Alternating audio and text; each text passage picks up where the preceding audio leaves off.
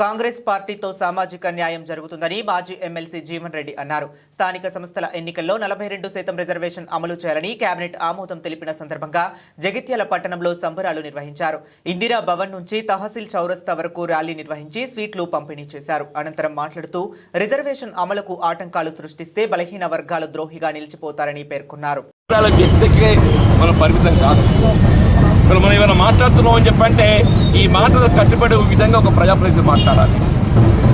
భారత మరి బాబాసాహెబ్ బిఆర్ అంబేద్కర్ గారు ఇలా భారతదేశంలో ప్రపంచ దేశాల్లో ఇది గుర్తింపు పొందిన ఒక దేశంగా అక్కడిగా నిలుస్తుందంటే అది నవభారత రాజ్యాంగ నిర్మాత బాబాసాహెబ్ బిఆర్ అంబేద్కర్ ఆ రాజ్యాంగ విలువను నిలబెట్టుకోవటము మనందరికీ ఒక బాధ్యత.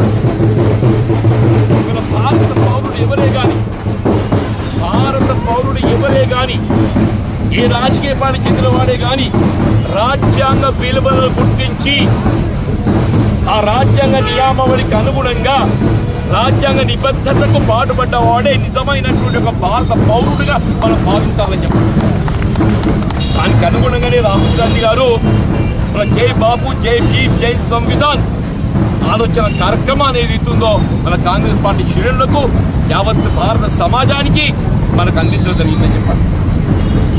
మన సంవిధాన్ బచావ్, రాజ్యాంగాన్ని పరిరక్షించుకోవాలి. మన అవసరం ఏదైతుందో ఆ రాజ్యాంగాన్ని పరిరక్షించుకున్నప్పుడు మాత్రమే ఏదైతుందో సామాజిక న్యాయం ఏదైతుందో పొందగలుగుతాం. సామాజిక న్యాయం కల్పనలో భాగంగా భారత రాజ్యాంగాన్ని మరి దాన్ని కాపాడుకోవడం అందరికీ ఒక బాధ్యత. ఇక్కడ కేవలం ప్రజా జీవితానికి పరిమితం కాకుండా ఇక్కడ సమాజంలో ఎవరైనా కానీ చెప్పంటున్న రాజ్యాంగ నిబంధనలు కట్టుబడేటువంటి వాడే నిజమైన ఒక భారత పౌరుడుగా భావించాలని చెప్పని నేను మనం చేస్తాను చెప్పండి.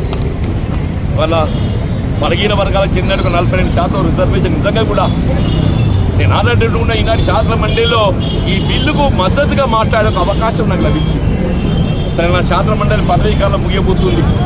ఆ తరుణంలో మరి నేను చివరిగా ఏదైతుందో ఇవాళ బలహీన వర్గాలకు సంబంధించినటువంటి ఒక రిజర్వేషన్ సౌకర్య కల్పనలో ఏదైతుందో వారి జనాభా ప్రాంతం పరిగణలోకి తీసుకుంటూ కనీసం 42% కల్పించబడే విధంగా ఇది తెలంగాణ ప్రభుత్వం బిల్లు ప్రవేశపెట్టడం జరిగిందో మరి దానిపై నేను మాట్లాడి దానికి అనుగుణంగా మద్దతు తెలిపే అవకాశం నాకు లభించడం నిజంగా అదృష్టవంతులు. భవిష్యత్తులో ఏ పరిస్థితుల్లోనైనా కానీ బలహీన వర్గాలు కల్పించాల్సిన సామాజిక న్యాయం కొరకు వారి హక్కుల కొరకు ఏదైతుందో కట్టుబడి ఉండో మన పౌరులు కాంగ్రెస్ పౌరులు అందరి యొక్క బాధ్యత భావించాలని చెప్పండి.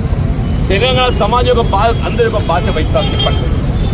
ఏదైనా రాహుల్ గాంధీ గారి యొక్క ఆలోచన మనకు అందరికీ ఆదర్శం. వారి ఆలోచన విధానంగా అనుగుణంగా మనం ముందుకు పోతున్నాం.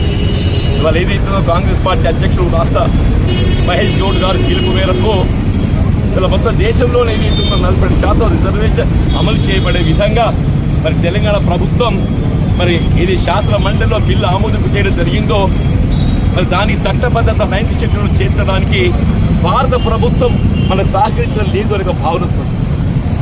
విధి లేని పరిస్థితుల్లో ఆర్డినెన్స్ రూపకంగా దీని అమలు ముందు పోతుంది. ఇవాళ విధి లేని పరిస్థితుల్లో ముందు పోతున్నాం. భవిష్యత్తులో దీనికి ఏ విధమైన ఆటంకాలు ఏర్పడతామని చెప్పి ఎవరైనా భావించినట్టయితే వారిని ఏదైతుందో సామాజిక బలహీన వర్గాల యొక్క ద్రోహిగా చిత్రీకరించాలని చెప్పండి.